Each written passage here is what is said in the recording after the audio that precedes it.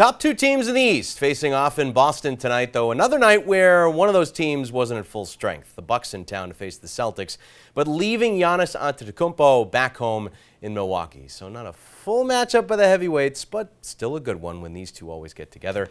Doc Rivers, the former Celtics championship coach, back in town, now leading the Bucks, of course, on their bench.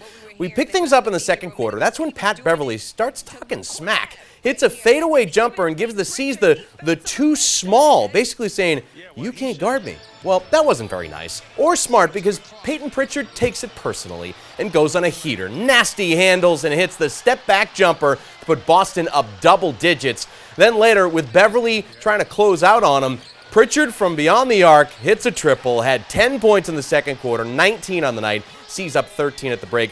Moral of the story is, don't call a small guy small. Third quarter, lead gets to its biggest of the night when Al Horford grabs a rebound, gets it to Derek White, and the guy who should have been an all-star gets the hoop and some harm. He had 23. C's up big after three. Even without the Greek Freak, though, the Bucks chip away at the deficit in the fourth, and Bobby Portis hitting for 3 of his 24 to get it to within a possession with under 3 to play.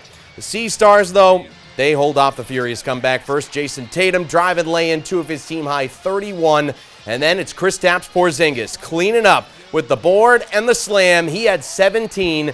It got interesting, but the Celtics hang on to win their 7th straight Wednesday, 122-119, the final. The season is over for the PC Friars, but as Kim English said after the game last night, now it's on for Providence. The future of the Friars will quickly take shape over the coming weeks as the coaching staff hits the transfer portal, which has basically become like college hoops free agency. Last night, a disappointing end to year 1 of the English era, an NIT loss at home to Boston College, even though there was no Devin Carter or Rich Barron on the floor. But it gave English and the Providence staff an extended look at the younger guys already in the program, and again, emphasized to the coach what the Friars will be looking for in the portal and what kinds of players he'd like to see join the roster in the coming weeks. Tough, humble, great work ethic, dogs, selfless, want to guard, can shoot it, winners, people that want to be Friars. Most importantly there, right? Sticking with college hoops, Phil Martelli Jr. and his staff at Bryant are doing the same, hitting the portal. But Wednesday, the Bulldogs leader earning national recognition. Martelli Jr. named a finalist for both the Hugh Durham and Joe B. Hall Awards. The Durham honor recognizes the top mid-major conference coach in college hoops. The Hall Award, the top first-year coach in Division I. Martelli Jr. leading the Bulldogs to a 20-13 overall record, 11-5 in America East this season. Pretty darn good job by Phil Martelli Jr. Some college hockey news Wednesday. Yaroslav Himalash is off to the pros. The PC winger signing a 3-year entry-level contract Wednesday with the New York Rangers. Himalash scoring 5 goals and adding 10 assists this season for the Friars. He's the second Providence player in as many days to sign a pro contract. Good luck to him.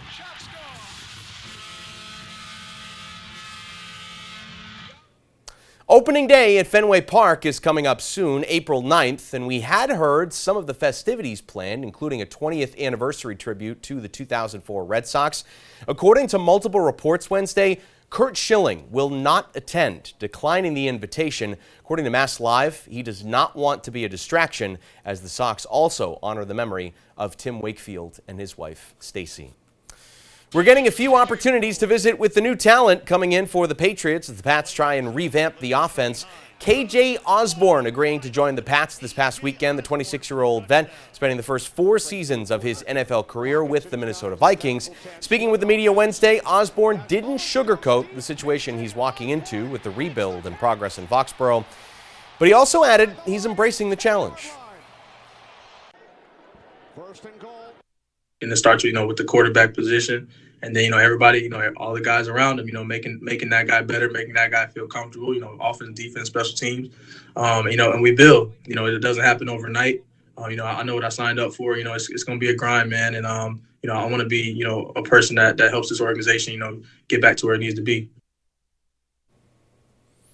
Sticking with football, it was Pro Day up at Bryant University. 22 players from both the Bulldogs program and the program at URI showing up to show off their skill set, go through drills, and try and impress scouts from around a dozen NFL teams. Among the Bulldogs to impress, edgeman Kenny Dyson putting up 23 on the bench.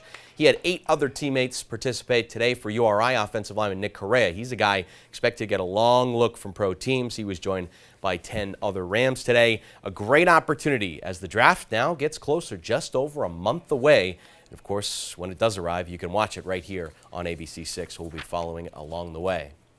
Finally, great event on the Brown University main green today, put on by the Bears football program. Members of the team partnering with the National Marrow Donor Program chapter at Brown and encouraging classmates and those walking around campus to get swabbed and register themselves. What used to be called Be the Match, now Get in the Game drive, is helping to identify those who might be able to help save a life with cell therapy and blood stem cells. Former players have been able to help those needing that kind of treatment in the past as a part of this program, and Brown football continues to be happy to help. For our program in specific, we like to do a lot of community outreach. We have a Be the Match, Bench Press for Cancer. We have a Lead with Love program where we go out and work with kids and children in the area. So I feel like a lot of stuff we do within our program is about helping others and giving back to the community because we're very fortunate individuals. So I feel like that just means a lot to me and then our program in general.